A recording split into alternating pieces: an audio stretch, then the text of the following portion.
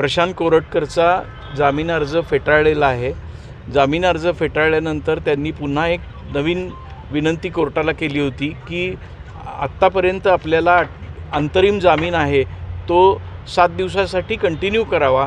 त्याच्यासाठी त्यांनी मुंबई हायकोर्टाच्या एका केसचा दाखला दिला आणि पुन्हा आपल्याला 7 दिवस प्रोटेक्शन मिळावं अशी विनंती केली।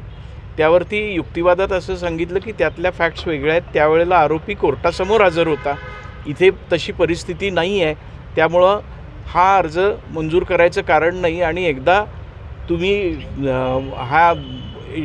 त्याला जामीन द्यायचं नाही असं ठरवल्यानंतर पुन्हा परत जामीन देणं हे चुकीचं ठरेल।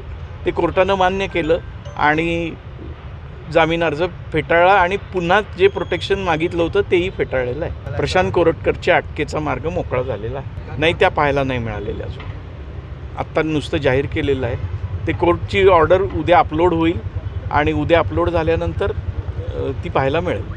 संवेदनशील होता आणि सगळ्या महाराष्ट्राचं त्याच्याकडे लक्ष लागलेलं होतं आणि राष्ट्रपुरुषांविषयी काही उद्गार काढणं हे योग्य नाही असं वाटलं असावं। त्यात काय लिहिलं हे अजून आपण पाहिलेलं नाही आहे। या निकालाने जी कलमं लावली त्यामध्ये काही नाही, कारण पोलिसांच्या कलमाविषयी ही स्टेज नव्हे, त्यावेळेला ज्यावेळेला चार्जशीट येईल त्यानंतर त्याच्यावरती उहापोह होईल।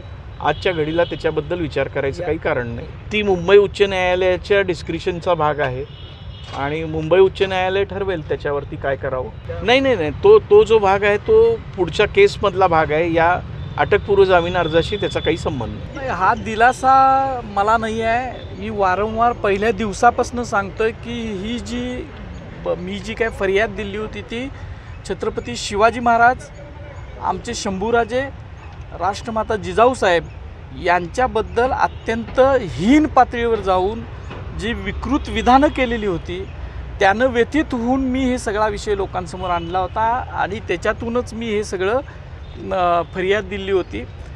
आणि त्याला इतके दिवस झाले, खरं तर महाराष्ट्र हा शिवाजी महाराजांचा महाराष्ट्र आहे आणि इतके दिवस झाले हा माणूस अटक होत नव्हता। न्यायालयाच्या वेगवेगळ्या कायद्यांचा आधार घेऊन बचावाचा प्रयत्नात होता। आता न्यायालयानं सुद्धा, न्यायदेवतेनं सुद्धा त्यांच्याबद्दल जी भूमिका घेतलेली आहे त्यामुळं असं विकृतीकरण करणारा, महाराष्ट्रामध्ये तेढ निर्माण करणारी जी काही हे व्यक्ती आहे याला तातडीनं पोलिसांनी कुठल्या बिळात बसला असेल तिथून बाहेर काढून अटक करावी आणि कायद्यानुसार जे काय कारवाई करायची ती केली पाहिजे।